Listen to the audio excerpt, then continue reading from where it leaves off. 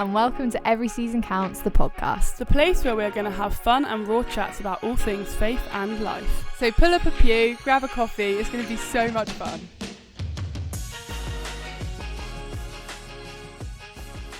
Hey guys! Hello everyone! Back together!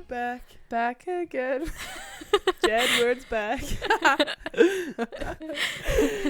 We're back. We are. It feels like it's been ages. Yeah, it does. Finally reunited. Really nice. I'm in a brand new secret location. Yeah. Top secret. You guys have to guess. Guess where it is? Plymouth. Beth's house. Plymouth. Beth's house. Welcome to my crib. It's really nice, guys. Joking as well. We've done all three houses now. Yeah, we have. That's This actually is sweet. probably my favourite one because we get to sit on the sofa. Yeah, Yeah, because I have chilling. a really ugly table. Everything in this house is just not that cute. No creaky hard chairs for us. Yeah, right. Nice Comfort and is key. comfy. Yeah. Well, how's everyone doing then? Great, Yeah, thanks. good. What's new? What's crack-a-lacking? Not much new. Still in Brumland. What about you, Lids? Still in Cornwall. Just kind of getting into the swing of the new year, to be honest. Yeah, we were saying we can't believe that it's already a month and a half in to the new year. Crazy. It is nuts. I feel like January goes so slow and then all of a sudden it's Easter. Yeah, you just blink. Isn't it? Yeah. That is always how it is. Yeah. Yeah. Takes like 4 years and then all of a sudden, bam, Mm. chocolate time. Bam. Or And it's when Jesus Valentine's Day today. died. Yeah. It's February 14th. Love Sweet. day. Guys, how are we all spending the vow day? Well, we've got big plans. Me and Me Beth and my got- wife. Me and Beth got big plans. Well, Mads is staying with me this week, and so we're having a really romantic night. We got the M&S meal deal. I don't think you can call it a meal deal. Meal deal Okay, is it's not really a £3. meal deal. It's a big, very it's expensive. pretty spenny. Like a little microwave meal. Check Yeah. it in. Yeah, We got posh chicken Kievs. yeah, it actually is. That yeah, they're just posh. Beth keeps trying to describe it to people, and people go, "Oh, so chicken Kievs?" It's Yeah, like, but I don't want it to be a chicken Kiev because it costs a lot of money. because it costs a tenner. Yeah, and then we got anyway, and we got a bottle of wine, and we might go and watch some live music as well, just because Why not? reminiscing the Because good it's old days. Valentine's Day. What are Love you it. doing, Lids? Little First wifey. one married. Tobes and I are having a little pizza making night. That is so Gonna nice. watch a movie, have a bottle of wine, just super chilled. What but are you gonna put on your pizza? well, we've gone for a chicken and sweet corn one. I respect that. Yummy. And With tomato base. Yes, Okay. tomato base, and then we've got like a meat one that we're gonna Class. Are do. you having garlic bread? No, That is problematic. I'm not. That's very my funny. favourite part. maybe I should get some on the way home. I think you you should. should. Yeah. Yummy. It's only right. Yeah. Yeah. Don't worry though, we're having mayo, Mads. Guys, I literally love mayo with pizza and garlic actually bread. just It's my favourite disgusting. meal. It's not disgusting. It is. No, it's not. Mads literally puts on like a spoonful of mayo on every bite. It's just grim. When me, Liz, and like my family went to France in the summer, the only thing I learnt in French was how to say, "Do you have mayo?" Le mayonnaise. Do you remember? Avec mayo, something like that. I think it's Good French mayo, words. and I was literally that's all I ever said. I was just All the looking at them. waiters would just roll their eyes at you. Like, Yeah, It's they- honestly like how offensive is that? Like, let me just make your delicious meal disgusting. Shut Sure, I have this up. lasting memory of Mads in the caravan. We were eating this chicken and rice, and it wasn't even spicy. And Mads literally got this bottle of mayo, squeezed it all over the chicken, and then just mixed it in. It looked like baby food. I was like, "Why have you done that?" She was like, "I can't deal with the spice." It was literally lemon was- and herb Nando's sauce. It literally was. And I was like, this is literally killing my That's tongue. like, this is a bit hot, isn't it? I was like, Yeah. please tell me you're joking. I was like, get me the mayo ASAP. You've got better sense. I have gone You've come a lot long better. way. Mm. Yeah. Anyway, Oh, Valentine's Day, yeah, funny. big day. Love bug. Has anyone got any funny Valentine's Day stories? Yeah, I do. Go on then, go Beth. on. Basically, when I was in primary school, I was probably in year 4 or 5, and under our desk we used to have little trays that you put your workbook in and stuff. From back in the day, guys will know what it is. And I bought a chocolate rose of my mum, and I wrote who it was to, and I said from a secret admirer, and I put it in this boy's tray, and I was really excited but a little bit nervous. And then halfway through the day, I decided, I think I fancy someone else. So at break time, I went in and I stole the rose out of his tray, and I scribbled out his name and wrote someone else's name. And anyway, the boy in question, the second one, came up to me at lunchtime and he said, "Why have you given me a rose, but you scribbled out someone else's name?" And I was like, "I didn't." And he was like, "Yes, you did." And I went bright red, and this was in front of all my girl gang as well. So embarrassing. And yeah, anyway, he gave me the chocolate rose back, so I actually ate it myself in the end, which is It's pretty a telling win-win. of how my love life went for the next few years. Win-win situation. Yeah, but anyway, that'll teach me a lesson. Yeah, you little player. Yeah. Learning a lot about you, Beth, you cheeky. Who did I think I was, Little cheeky, honestly? sneaky. Literally, imagine that. I literally scribbled out the name. I was like, nah, I don't fancy you anymore. I was like, this is my big day. Even though I even put secret admirer. It's not even like I was making big moves. I actually don't know how he found out. I'd like to know. Anyway, yeah. So we didn't date. But that's Sad okay. times. It's all about shooting your shot sometimes, isn't it? Yeah, come on. How about you guys? You said that as if that was like a really good like preach point. Come on. Yeah, come on. Shoot your shot. Louder for the people in the back. 10-year-old Beth, let's go. Oh, anyway, should we get on to what On we're with having a today? chit chat about? Yeah, let's do it. What are we talking about, Lids? We're chatting about expectations. Bom, bom, bom. Ooh. When you hear expectations, what comes straight to mind? I feel like with expectations, like it's like there's so many different areas because it's like there's the expectations that you have for life, you put on yourself, other people put on you, you put on other people. Like it's actually a massive area of life that we just don't ever talk about. Like, and yet it actually causes so much like yeah, Chaos. havoc Yeah. because it's like actually Uncommunicated expectations. yeah, like often the root of something. Probably like the root of all of our problems are where someone had an expectation and then that wasn't met. yeah, Like if you actually think about it, Yeah, so true. like I expected my friend to back me up and then they didn't. So Yeah. they have like they've underthrown my what my expectation was. And like yeah, it's actually really complicated. I feel like it's something that's actually quite complicated, but we just never speak about it. which is weird because it's something everyone will do. Yeah. When you're in a situation, you'll sit there and think, how do I want this to pan out? And then you almost have this letdown that comes that isn't communicated because you just saw it in your own head. Yeah. Yeah. But then you can't speak about it because you're like, oh, but they didn't know that was my expectation. No, yeah. But actually, it's okay to have expectations. Mm. Oh my goodness. It Yeah, is a cripes. big convo, actually. Yeah, it is. What do you guys think is like the biggest place where you struggle with expectations? I think the one that like instantly comes to mind for me is like the expectations like when I was a kid and growing up of like what I assumed life would look like. Like, you know, I'll be 23, probably bought a house, probably absolutely slaying in some job, making loads of money. Obviously married with kids. Like, come on, I'm 23. I'm old by then. And that is not the case.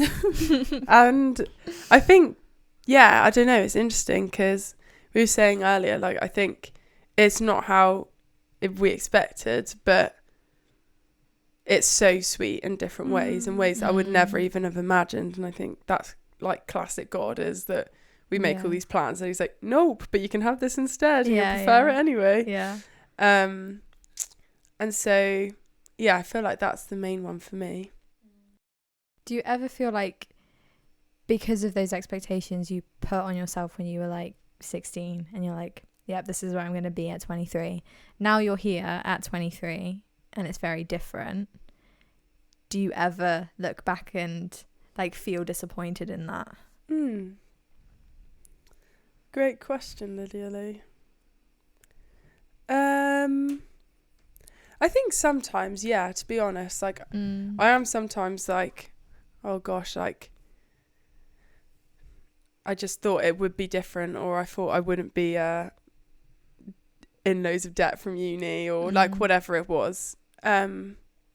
But I also think like God has done like a massive number on me, and I think seeing his plan play out has been like so interesting to me and has been so fun because it's not what I've been expecting at all. And I think a massive part of it has also been like learning to celebrate other people who are maybe in places that I thought I would be in. And I actually think that's honestly taken away a lot of the disappointment that I felt, because I think you can either choose to like celebrate or compare in those situations. And I think getting to a place where you can genuinely look at your friends and be like, I am so happy for you and I'm really like content with where I am in my life and it's so fun and, you know, all good times, but I'm really happy that you're experiencing that. And I don't know, it's the way it's supposed to be, I guess, isn't it? And like, you're a kid when you think of these things. Like, I also thought I was going to be a fairy princess and I'm not. So yeah, I think it's just putting it into context, and I think looking around, like, I love my life and it doesn't look how I thought it would, but pretty fun regardless. Yeah. So yeah, I think that is the thing though as well, is that like when like we based our lives off of expectations we had as like a 12-year-old at a time where we like I didn't really know what being an adult was. Like the only understanding of adulthood we know is like our parents, and for some people it's not even that, it'll be like a teacher or like someone else. But again, then you don't even see them, like you see them in such a different space. So it's like, why do we hold on, like as an 18-year-old, why am I holding on to an expectation I had as a 12-year-old? yeah. But it's also like that thing of, again, it comes into like that whole thing of like fantasy. Of like, I feel like something that God's really been speaking to me about recently is we have this like ulterior, like, well, I would say I have this like ulterior fantasy like land in my like head, where like I can think of things, but like I can think of something happening, but there's no other consequences from it, of like, oh, I can just date that guy, or I can just kiss that guy, and there's nothing's going to come of it because it's just in my head. And it's the exact same with like our lives, like, oh yeah, I'll just like get married to that person, but that's without any of the issues. And then what happens like in the real life, actually they, I don't know, are actually quite toxic. I don't know, like there's a lot of real life stuff that never comes into those expectations within our fantasy. Just this ideal, this perfect like life. Exactly. Yeah, without any of the actual reality. Exactly. Yeah. Like even, I guess, like for you, Lids, like, I mean, I think we've spoken about it on the podcast before, but obviously you fancied Toby for quite a while, like before you guys got together. Yeah. And I'm sure, like, would you say when you thought of you and Tobes being together, is it what it was actually like now? No. Yeah, exactly. But not necessarily in a bad way, but like you just imagine that when you get into a relationship, especially with someone you've liked for a really long time, you expect, okay, this is gonna be perfect, this is gonna be the fairy tale, the romance you see in a movie or read in a book. And of course there is moments like that, but there's also struggles, and it's also a learning curve, and being in a relationship is not as simple as, oh, I've got a boyfriend, we kiss and hug, great. It's not like this wrapped up little present that you expect to find under the Christmas tree. There's layers to it, and when you're thinking and dreaming about something like that, you don't necessarily think of the struggles you're going to face, because that's not a nice thing to necessarily dream about. So you almost toss that aside and think of this perfect thing. You weren't like looking at Toes and like, cannot wait to argue. No, exactly. But it happens, we do argue, and that's okay. But I wouldn't have thought about that. Yeah,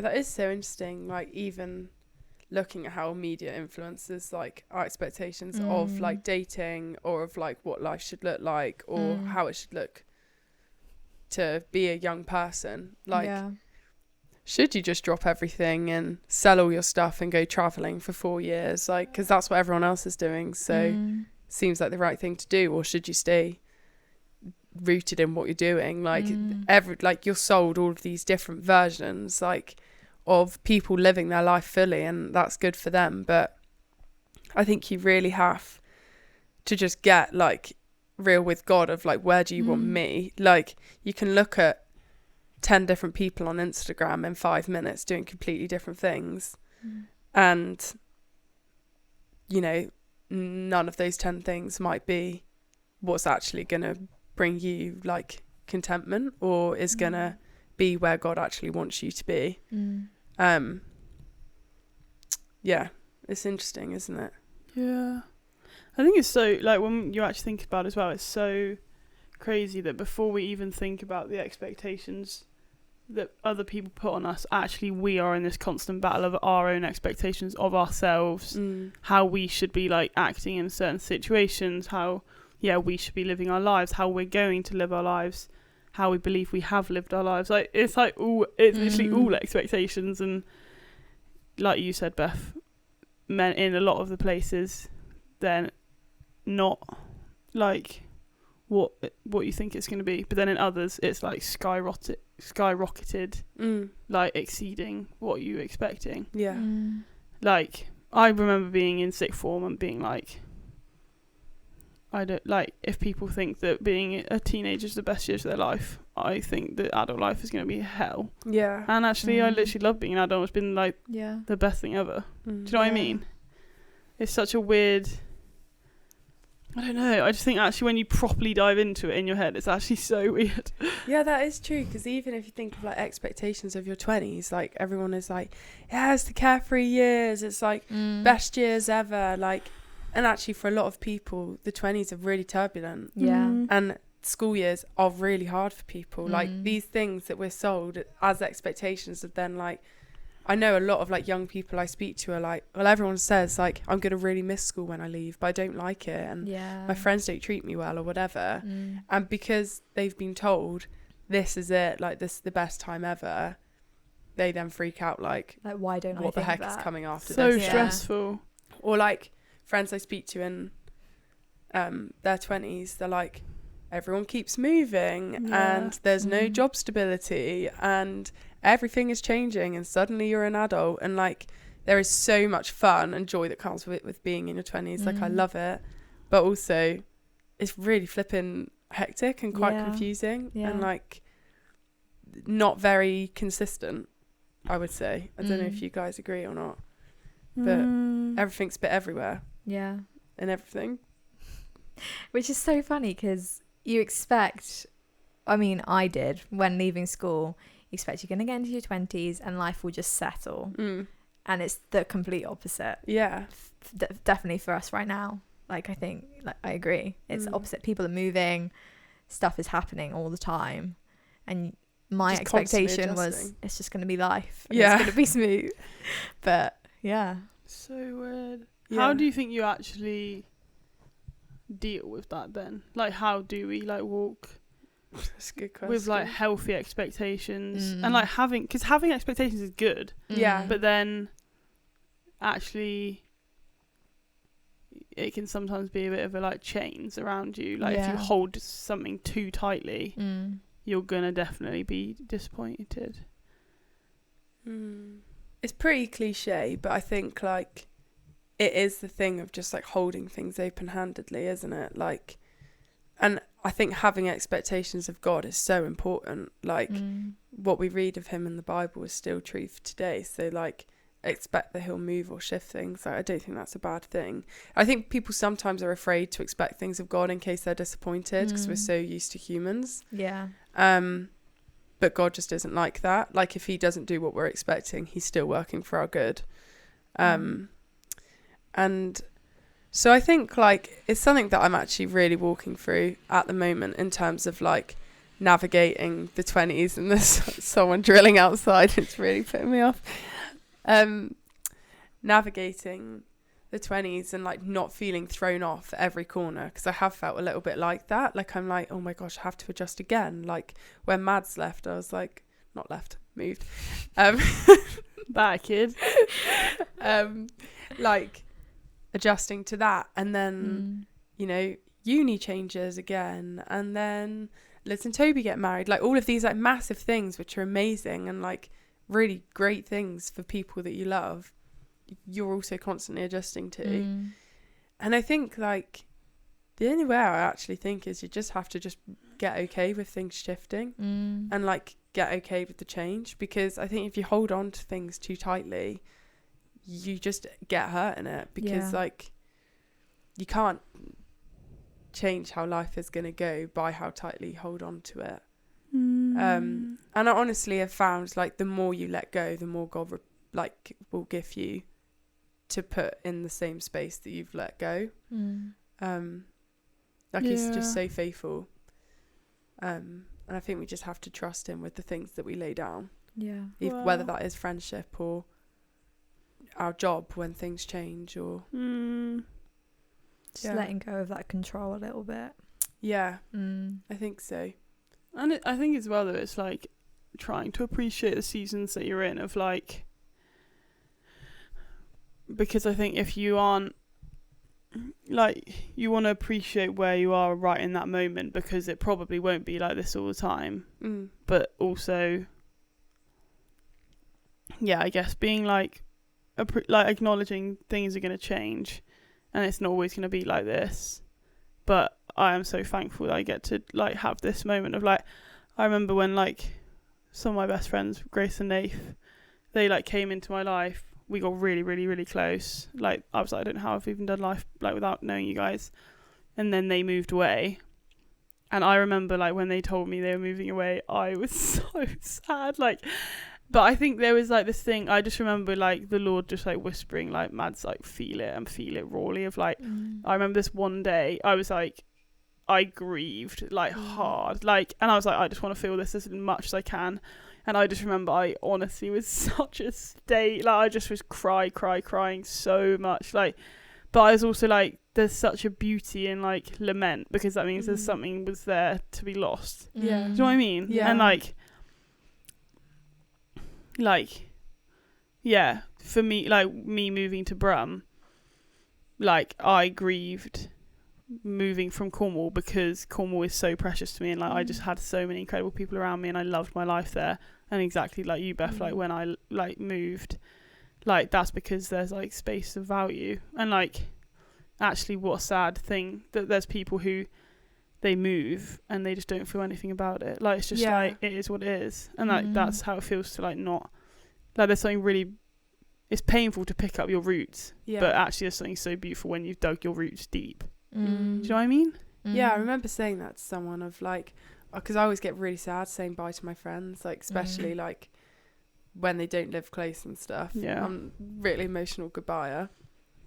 But I think I was like, what a joy to be sad, to leave people. Like that is like such a gift, isn't it, to have people that you love enough that you cry when you say goodbye to them. And so I think it's like seeing the beauty in like the way that things shift, feeling it fully, definitely as well. Like don't just push it under the rug and pretend things don't hurt when they do, because you're only human. But I think usually it's like making space for like new and different things. And when you know that those things are going to be happening, like when you have like had times where things have changed, it's being like, okay, I'm just going to stop in this like season right now and just be like, gosh, I just really want to like appreciate where I am right now, because I know that I'm going to blink and it's like something's going to change, whether I move or someone else moves or anything. Like just life is so so turbulent, so like transient. Is that the right word? And that's beautiful, but a lot. It is it can be really hard. What do you think, Lids? I think it's interesting, Maz, that you mentioned about grieving when people move, because I think often people feel like they can't do that, because when you grieve, you automatically think, oh, okay, I'm going to grieve because someone's died, someone's passed away. But actually, it's a process, and it's okay to feel the way you feel. It's okay if you expected something and it didn't go the way you hoped, to grieve that idea that you had for yourself, to become okay with what's coming. Because I think if you just push it aside and don't take the time to grieve that and feel what you need to feel, you're constantly going to be bitter about what's coming because you're holding on to what you expected to happen yourself. So I think that's a really important thing, to take away, to feel what you need to feel.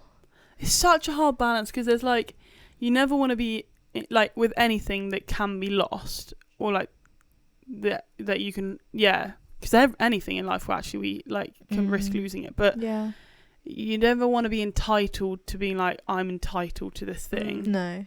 But then you never want to live in the constant fear of loss, of like protecting yourself from grief, because like actually that's quite a numb way to live. And like that just isn't that isn't a life lived. And it's like something that I've been speaking to people about quite a lot, like the fragility of life.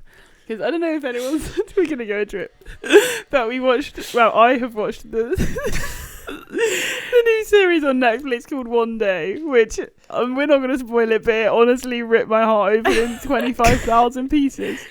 And I was like an absolute wreck from it. Like, I'm not going to go into it because people probably are going to watch it, but there's like a lot. It just really, really like killed me on the like fragility of life. And I literally left it and I was like, I can't like love people like if they can be taken away from me like that. I don't know if I can live a life where I like become a widow or like one of my best friends dies. Like I just was like, I actually just can't. And yet I just remember like journeying about it and being like, but that just isn't a life lived. Like a life lived well is like a life full of love and like loving people really deeply. And it is risk, but I think it's risk worth taking. 100%. And a really wise person once was saying to me like, to experience everything fully, like all of the joy and like those moments when you're like, flip, I just love being alive. Like I don't know, I always get when I'm dancing at weddings. It's really niche, but like, you know, those moments when you're just like, to be human, like thank you God. But then also like to feel the absolute depths of grief and sorrow. Like as much as we prefer not to feel grief, like that is a privilege, and it's like part of the gift of what God gives us is to like feel everything and to feel it fully, and like we find him and see him in different ways in both ends of that spectrum of feeling. And I think getting to a point of being like, grief is really painful, but I also get to see God's face in a whole new way, and like depend on him in a whole new way. And I think, I don't know, the people you love, I guess, are worth risking it for. The fragility of life. Oh my goodness. That's honestly been Mads' like whole thing. Guys, like literally the last like week or two, all I've been thinking about, like there's just been loads of different even my things. Valentine's card. I wrote Beth's Valentine's card. It's so cutthroat. Like it gets really deep, and I'm like, I've just been learning a lot about death. And I was like, Happy Valentine's. And I remember writing it. I was like, I need to pick this up. How am I going to pick this up? I was taking it into the trenches. Like I was like, this is deep. But it is lovely though. Yeah, it's been a very. I've been learning a lot from the Lord. How have you guys found like communicating your expectations to your friends, family, Tobes, like either before something happens or after something has happened, where you feel the need to? I think it's so easy to, like we've already said, keep something in your head, and then when someone doesn't do it, you feel let down. And I've so often put an expectation on someone where I just thought they'd do something for me, or I thought they'd, even something small, like I thought they'd message me when they saw the way that I looked that morning, thinking, oh, they clearly saw I was upset, so why haven't they messaged me? But I think we can get into our heads so often, and actually maybe they didn't notice that you were upset, and that's okay. But I think it's so important when you feel let down by people to just stop a second and remember, okay, I didn't actually communicate that to them. So now let's go and communicate it to them and say, I actually just felt like you didn't really notice that I was down today, or whatever it is. And of course, being there, your friend or family member, they'll of course be like, I'm so sorry that that you felt like that, and be there for you and do what you need to do, but you can't expect them to just know. And I feel like so often I'm very guilty of just doing that, expecting them to know. I feel like really rubbish inside, but actually my face might have been completely normal and it just was all internal. So I think it's just finding the balance of feeling what you need to feel on the inside, but making sure that you share enough that you get the support that you feel like you need. Mads, I feel like you're pretty good at like being honest with people about things. I actually think that's a real gift in friendship with you. It's like you do really know where you stand with you, like, and I really appreciate that. But how have you found that, like, over the years? Because I guess it hasn't always been like that, of like feeling comfortable in those like more confrontational conversations. Like, how's the journey been in learning how to communicate what you expect in friendship? Yeah, I think it definitely is something I like love to do, and like I like really value in how I do friendship. Like, I just love to be able to like communicate well, and like, yeah, I think, to be fair, I think actually like one of the biggest ways that I've been able to like implement that is having like incredible friends around me to receive it well, of like that they really honour me in what I communicate and are like, wow, Mads, like, it's like there's an appreciation in that, and then you're honoured in that. Yeah.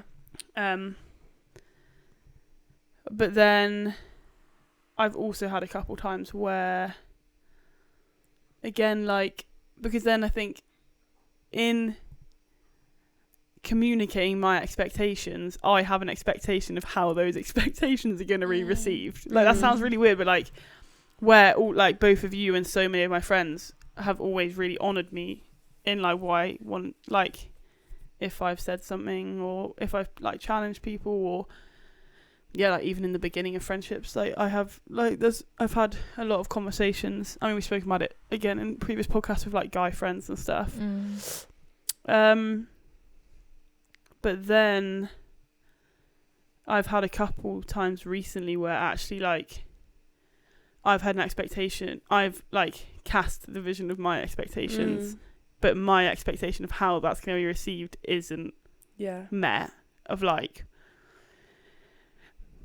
but then it's like, and so I've felt hurt or like sad, but then actually from their side, they probably haven't received my expectations in the way that I expected it to come across. That sounds so complicated, but like, because like when we communicate something to someone, the way that we believe they're going to receive it is from the context of what we've experienced and like any friendships we've ever had, how people have hurt us, trust us, etc., etc. But actually that isn't what's being, like, the person receiving it has a completely different story.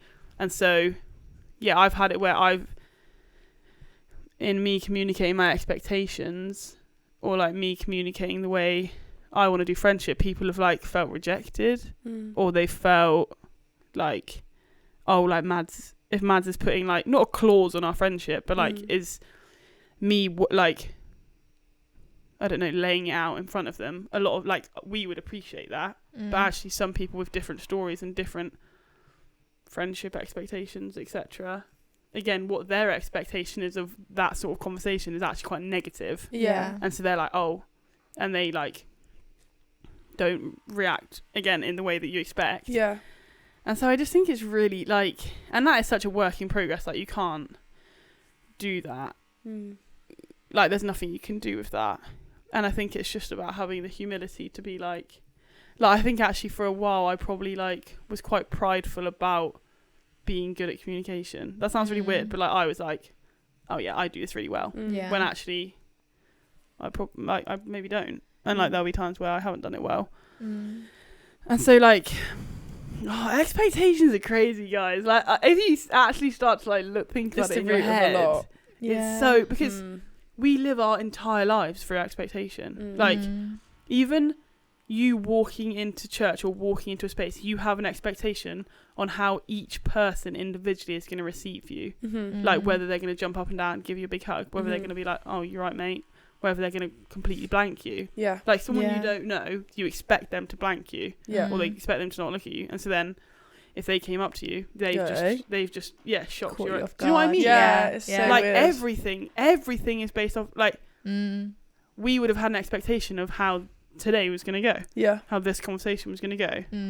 Like our whole lives One is big an expectation. It's mad. Yeah, that's interesting. Is that what the book Yeah. Great Expectations is about? I've never read it, but No idea. Don't know. probably not.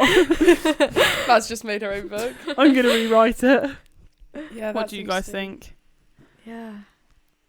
I think that's why in friendships and in relationships you have, practicing communication is so important, Yeah. because you get to know the other person and how they receive communication, because as you said, they will have had their own expectations.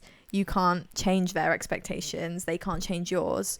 But if you understand who someone is and how they communicate well and how they receive communication well, that helps a lot with the expectations they have, if that makes sense. Yeah. But yeah, It's a that proper little rabbit hole. I think we could go and talk about this for hours, because Yeah. you literally, like, every single person is different. Yeah. Like, I don't know. Like, if you honestly think about, I feel like I'm getting into a rabbit hole in my head. It's like, whoa, like everything's Alice in unraveling. Wonderland, yeah. I don't know. Yeah. Because even in, like, who you'd go to speak about specific things, that's because you Yeah. have an expectation of, oh, this person will be able to receive that well, this person won't. yeah. This person will validate me in it. I expect Oh yeah, them to validate this person me will in give me what I need right Yeah. now, and this person Yeah. it. Wouldn't. Yeah. Like, Oh. what? Yeah. My whole life is a lie. It's one big Oh my expectation. That's mad. What do you guys think about our expectations on God? Yeah. Jeepers creepers. You know, I feel like it's actually recently has been like such thing of God kind of atting me for putting like a box, him in a box. Yeah. Putting a box on him is what I was going to say, but then it made me think of a little hamster. Caged animal, yeah. I mean, putting him in a box of being like, this is rough, and like, God, please just be with everyone in this situation, rather than being like, God, you can change this situation. Yeah. Like, I think and also I think it actually is because I'm scared that I'm going to put my expectation that he'll do something and then he won't, and then I'll be disappointed let and I don't know down. what to do with my disappointment Yeah. with God. Mm. Honestly, that's all just unraveled in my head in that very moment. If you see the camera of that, my eyes are like, whoa. And yeah, and so I think, but then also realizing that if we're disappointed with God, that doesn't make him shudder. Yeah. Like, he's still God and he's still sat on the throne. And I think, like, as humans who are prideful and don't get it and are just humans, we're not going to understand, like, when he says no to something, even if it's something that in everything that we see, we want to see done, like for healing, for example. Like, if I say, oh God, please heal this person, and he doesn't, I'm then like, where do I place my disappointment of this? Yeah. But then I have to remember that he is God and I'm not, and he is ultimately working everything for his good and for his glory and for our good as well. And so, yeah, it's quite an interesting one. And I think it probably comes back just to surrender and living life open-handedly of like, God, I believe that you can change things, but I also know that your plan is ultimately better than what I can see in front of me. And so I trust you regardless of like the outcome of what happens here. Yeah. Yeah, Wow. I don't know. Mm. It's so It's major. a hard one, because I feel like we've said so many times, we're so in our heads with what we think is right. And so when we ultimately speak to God, we're like, yeah, God, please do this. And if it doesn't happen, you're like, well, great, thanks, God. But actually, look down the road like 5 years later, you're like, thank you God that you didn't answer that prayer the way that I Literally. wanted it to happen, because if it did, I don't even Yeah. know where my life would be now. So it's really hard to, in the moment, be like, God, whatever you want to do it. And it takes practice to get to that point, and trust and building that relationship with him. But so often in the moment we can feel let down and disappointed. Yeah. But you look back in 5-10 years and thank you Jesus for not doing it the way I wanted to do it. And I think that will always be true, but I also think like the more time we spend in the secret place, the more we pray in line with what God would have us pray for.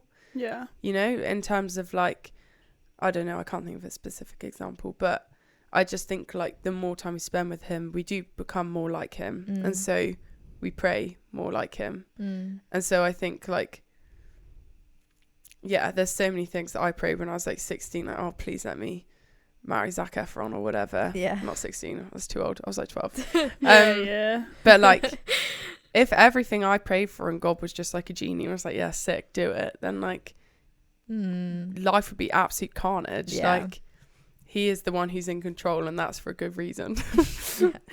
And so I think sometimes just remembering like who he is, and ultimately like looking at everything that happens from the lens of that he is always good. Like, that is just the bottom line and the end of the sentence. Like, even if things don't seem good, that doesn't change who he is. And so, yeah, I think we can feel disappointed with things, but we have to remember his character before what we're seeing in our circumstances, and like just remembering like all of the promises that are all over his word. Yeah, I don't know. What do you think, Mads? I think I was just thinking about where like Jesus kind of shows expectations and stuff like in the Bible, and I was thinking about how I feel like actually like God,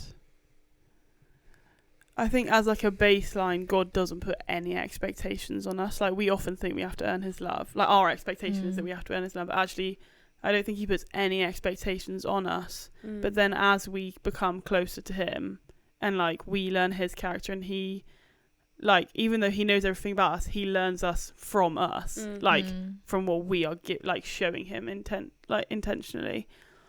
I think then maybe not an expectation, but like there is a thing where God starts to trust us more with him and his heart. And so in that there's an expectation of like what we see in the Bible with like the disciples, like Jesus said, like almost like not tells them off, but like there's times where he has an expectation on how they're gonna like do things, like when he asks them to pray and they fall asleep. Yeah, exactly like in the Garden of Gethsemane, like actually like in Jesus' humanness, he's like, you guys are my mates, and like you've literally just not been there for me. Like he had an expectation of what that was gonna look like,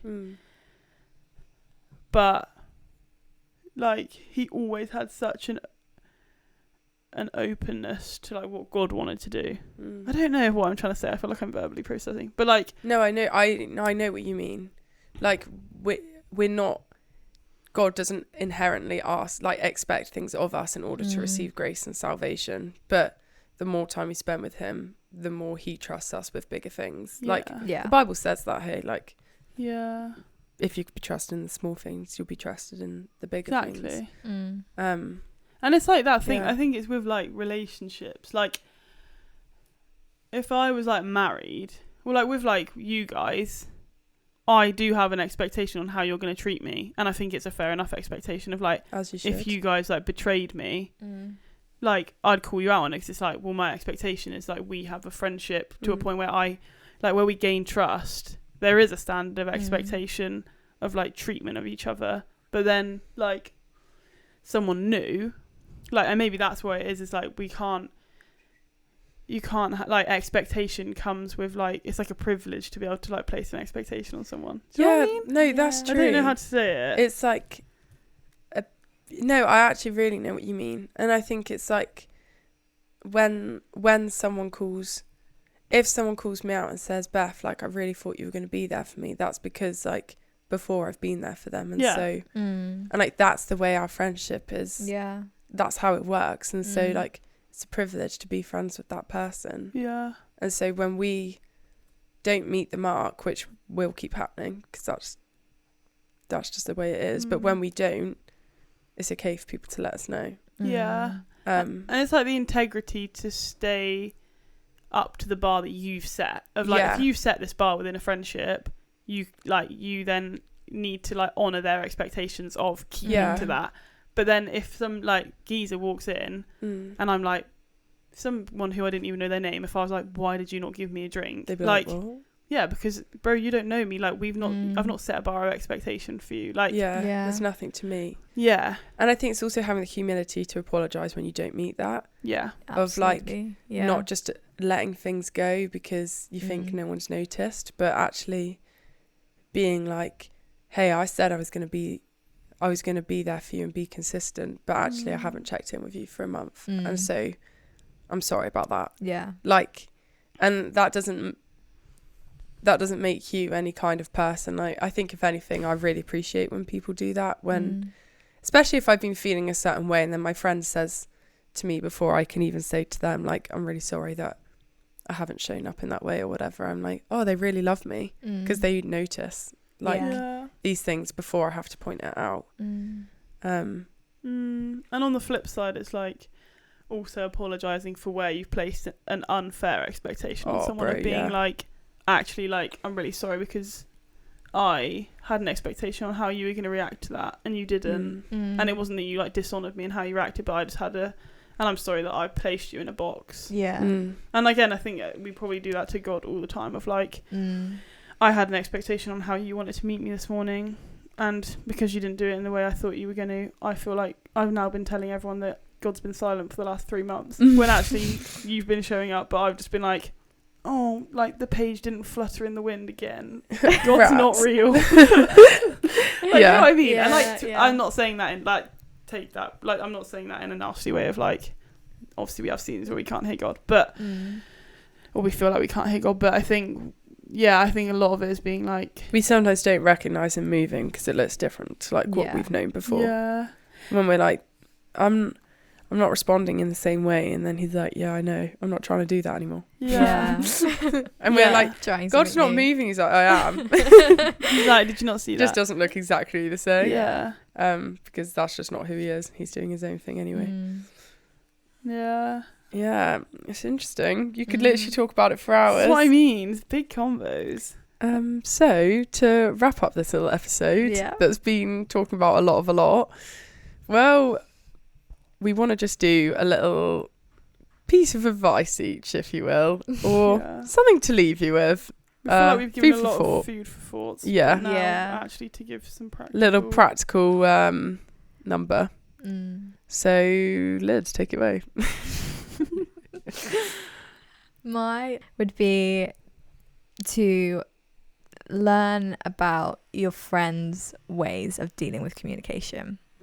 Sit down with them, talk about it, so that when you come to have these expectations, that neither one of you is going to be let down or caught off guard of, oh, I wasn't expecting you to expect that of me, or whatever it is.